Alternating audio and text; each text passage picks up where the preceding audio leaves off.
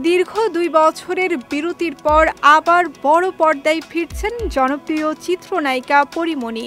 মাতৃত্ব ও পারিবারিক ব্যস্ততার কারণে তিনি ২ বছর অভিনয় থেকে দূরে ছিলেন।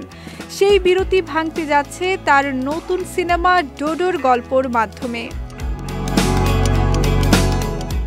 সিনেমার শুটিং শুরু হয় ২০২৩ সালের অক্টোবর মাসে। ২০২৫-এর শুরুতে পরীমণি জানান, ১ বছর ৪ মাস ২৩ দিন পর তিনি সিনেমার শুটিং শেষ করেছেন।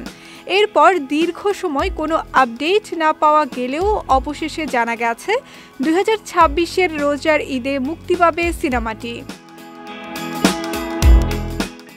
সিনেমার সহ প্রযোজক নাজমুল হক ভূঁইয়া জানিয়েছেন, ডাবিং ও ব্যাকগ্রাউন্ড মিউজিক শেষ হয়েছে, এখন শুধু কালার গ্রেডিং ও এডিটিং বাকি। আশা করি ঈদে ছবিটি মুক্তি দেওয়া সম্ভব হবে। পরীমণি সিনেমায় কেন্দ্রীয় চরিত্র কাজল চৌধুরী হিসেবে অভিনয় করেছেন। তার বিপরীতে রয়েছেন সাইমন সাদিক, যিনি রায়হান নামের এক ফটোগ্রাফারের চরিত্রে রয়েছেন।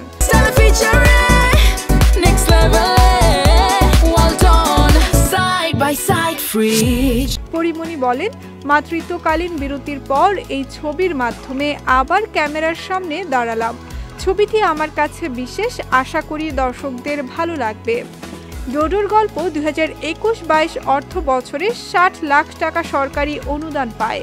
এতে অভিনয় করেছেন ৮৭ জন শিল্পী এবং ২৫টির বেশি লোকেশনে দৃশ্য ধারণ হয়েছে।